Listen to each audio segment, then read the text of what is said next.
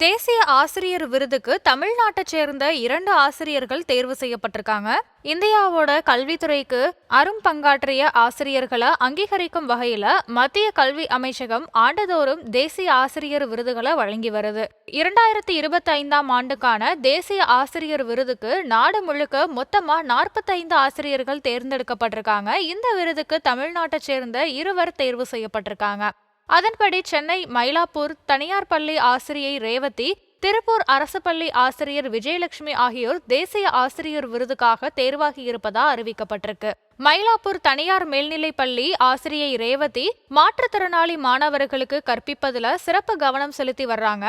அவங்களுடைய புதுமையான கற்பித்தல் முறைகள், குறிப்பா பியூஜே மற்றும் பண்டூரா போன்ற உளவியல் கோட்பாடுகளை வகுப்பறையில பயன்படுத்தி கற்றல்ல பின்தங்கியிருக்கும் மாணவர்களையும் உள்ளடக்கிய கல்வி சூழலை உருவாக்கியிருக்காங்க. திருப்பூர் மாவட்டம் குண்டடம் அரசு மேல்நிலைப் பள்ளி ஆசிரியை விஜயலட்சுமி அரசு பள்ளி மாணவர்களுக்கு நவீன தொழில்நுட்பங்களை அறிமுகப்படுத்துறதுல முன்னோடியா இருந்து வர்றாங்க.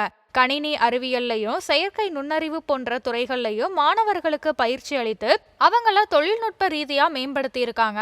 அரசு பள்ளிகள்ல வழக்கமா கிடைக்காத உயர்தர தொழில்நுட்ப கல்வியை மாணவர்களுக்கு வழங்கியது இது முக்கியமான பங்களிப்பு.